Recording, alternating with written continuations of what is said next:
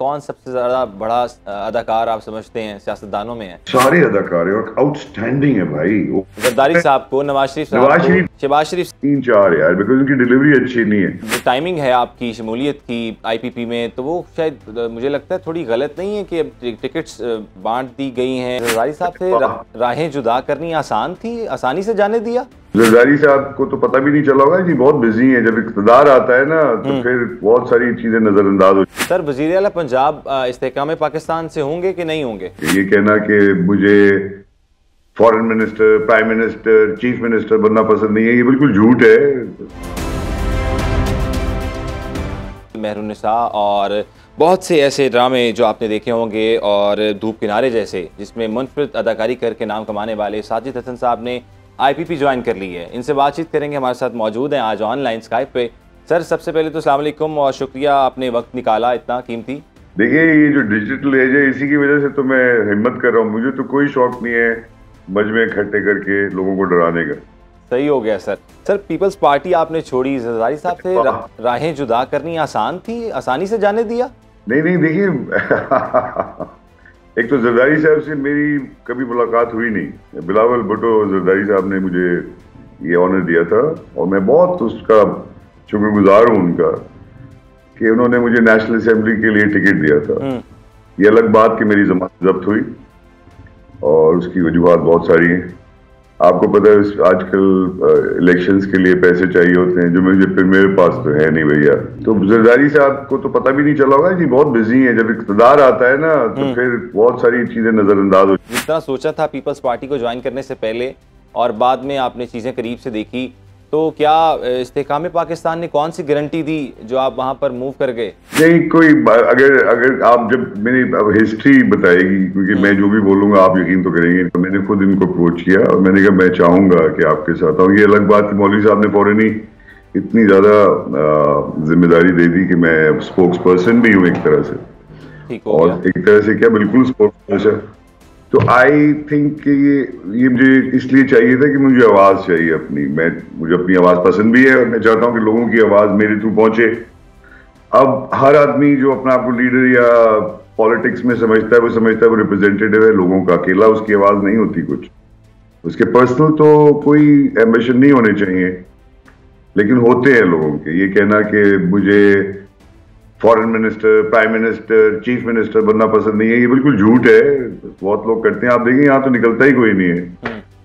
तो इसीलिए मुझे देर लगी इसमें आने में, देर लगी आने में मुझको, मगर फिर भी आया। तो आस ने दिल का साथ ना छोड़ा आगे मैं पछताया नहीं पछताया ये पता चलेगा। अच्छा सर, एक और अहम सवाल करना चाह रहा था कि अभी जो टाइमिंग है आपकी शमूलियत की आईपीपी में, तो वो शायद मुझे लगता है थोड़ी गलत नहीं है कि अब टिकट्स बांट दी गई हैं, और अब आप क्या करेंगे?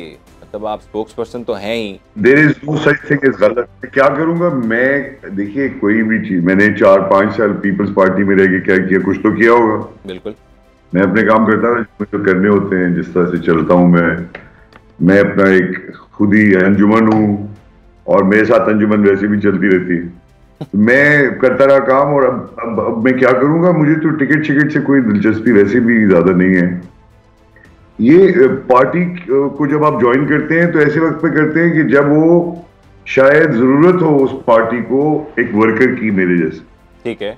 और मुझे बड़ा लगा कि इनके और मेरे ऑब्जेक्टिव्स एक हैं। सर, किस और तरह से? ऑब्जेक्टिव्स एक क्या है? यही कि तालीम यार।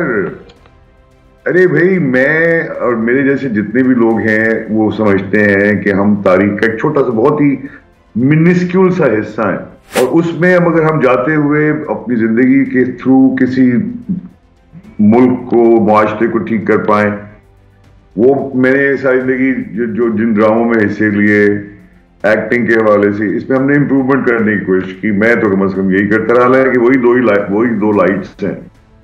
लेकिन अगर आप मेरी जर्नी देखें तो 1982 से मेरी जर्नी है और मैं अब तक वही कर रहा हूं, और उसमें की वजह क्राफ्ट है। देखिए, there is a thing called craft, और पाकिस्तान में क्राफ्ट की कदर नहीं है। उसकी वजह यह है कि हम तरीके से पढ़ाई लिखाई के मामले में बहुत पीछे रह गए, और पढ़ाई भी ऐसी कि जिसमें आप बच्चे को एम्पावर कर रहे हैं कि वो दुनिया भर में जाके मुकाबला कर सके और किसी से डरे ना।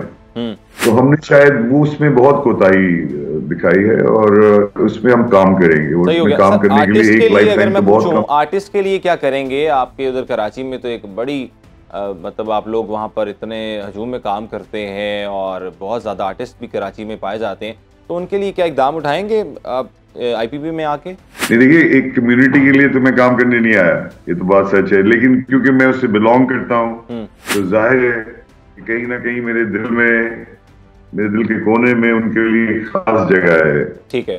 सिर्फ उनके लिए मैं क्रिकेटर बनना चाहता था, तो मैं क्रिकेट का टेनिस में बहुत खेलता रहा हूँ, तो टेनिस के जो प्लेयर्स हैं पाकिस्तानी, वो और जो आने वाले होंगे, वो उनके लिए फैसिलिटीज, क्रिकेटिंग को बेहतर करना, उनकी फैसिलिटी को हम सारे कहीं का भी कोई शौक तो नहीं है आपको सर?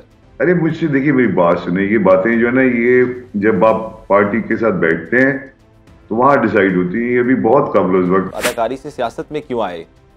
क्या वहां पर ठीक नहीं था सर मामला? एक्चुअली मैं शुरू से सियासत में आना चाहता था, मैं बहुत ऐसे से सियासत में आना चाहता था और बड़ी हिम्मत नहीं पड़ी, इसकी सच बात है, क्योंकि मैं जिधर से आया वो जगह, फिर स्ट्रगल है मेरी एक बहुत खास एक हद तक, तो मुझे वहाँ किस्मत भी बड़ी है। अब्दुल्ला, ये बात सुनो, मैं कहीं ना कहीं मिस्ट्री ऑफ द यूनिवर्स पे बहुत ज्यादा यकीन रखता हूँ। अल्लाह जल्ले शानहू की जो एक मिस्टीरियस दुनिया है ये जी, इसमें बड़े कमाल काम होते हैं। तो मैं एक तरफ तो समझता नहीं हूं कि मैं किसी भी तरह से किसी भी काबू में हूं, मेरे हाथ में कुछ भी है, लेकिन ये मेरी तरह के करोड़ों बल्कि बिलियंस ऑफ पीपल है ना, मैं अकेला तो नहीं हूं। बिल्कुल। आर्टिस्ट होने के साथ साथ आपको कहीं ना कहीं अपने आप को भी रियलाइज करना पड़ता है, सेल्फ रियलाइजेशन है। तो मैं शुरू से, क्योंकि आप देखिए मेरा बहुत कम एक्टर्स होंगे जो पॉलिटिकल प्रोग्राम्स करते होंगे, मैंने किए सारी जिंदगी जी, और उसकी वजह से मुझे बड़े फर्क भी पड़ा, उसकी वजह से मैं शायद साइडलाइन भी बहुत ज्यादा किया गया, क्योंकि मेरे जबान है। और एक अमीर आदमी अभी मुझे मिले थे, वो कहना कि गरीब को ना बोलना नहीं चाहिए तो मैंने कहा नहीं, गरीब को बोलना चाहिए, अगर वो पढ़ा लिखा है तो बोल देना चाहिए। तो नहीं होगा पढ़ा लिखा से लोगों की तरफ से आप पर कि आप अदाकारी में तो आपने नाम कमाया और अब सियासत में आने के बाद बहुत से पॉलिटिशियंस पे क्रिटिसिज्म किया जाता है, कोई डर तो नहीं? करें, देखिए क्रिटिसिज्म जो है ना, एक criticism is favourite subject by the way. अच्छा। और मैंने, क्योंकि मैं लिटरेचर का स्टूडेंट हूं मैं, तो क्रिटिसिज्म उनका एक पूरा एक जॉनरा है। तो क्रिटिसिज्म जो है ना, उसको कंस्ट्रक्टिव होगा तो उससे आदमी बिल्कुल बढ़ेगा। बिल्कुल, मैं उस तरह से देखा जाए तो हर आदमी नामुकम्मल है और जिंदगी में आया ही वो शायद ये जानने के लिए कि वो नामुकम्मल है। और दूसरी बात ये कि अभी हम जिस तरह की साइंस, जी जी। अच्छा सर, मुझे ये आप सवाल पूछना चाह रहा था कि अगर हम देखें कि सियासतदानों में बात करें तो आपको क्या लगता है कौन सबसे ज़्यादा बड़ा अदाकार आप समझते हैं सियासतदानों में है? कोई नाम? नहीं, देखिए, मैं कल से ये एक सवाल आया, सारे अदाकार हैं और आउटस्टैंडिंग है भाई।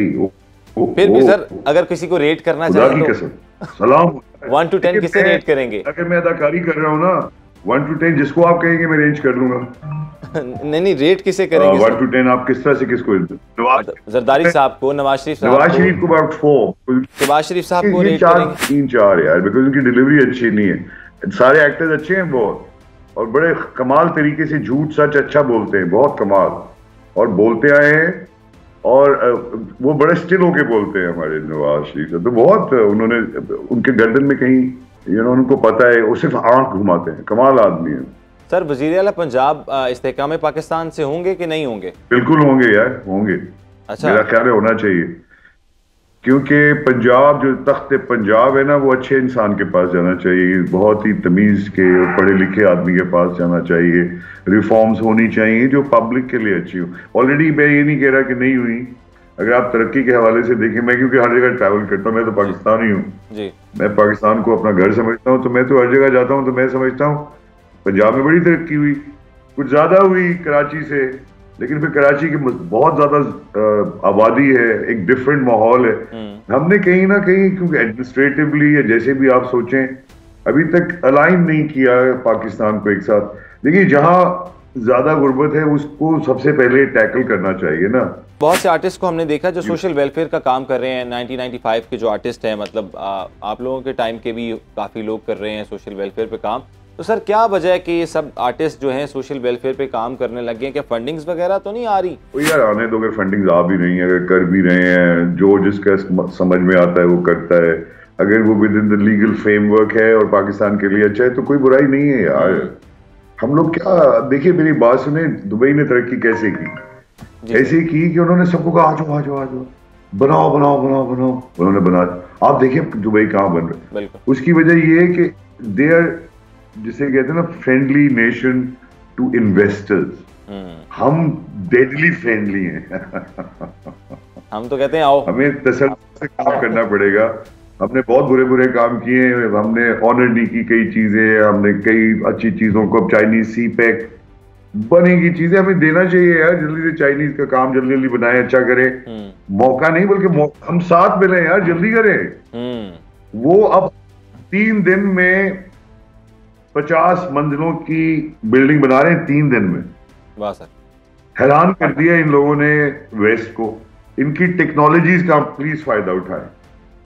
मैं अपनी बात नहीं ना, पाकिस्तानी की हैसियत से मैं बात करूं आपके सामने। हमें सॉल्यूशंस ये हैं, हम तरक्की कर जाएंगे फौरन।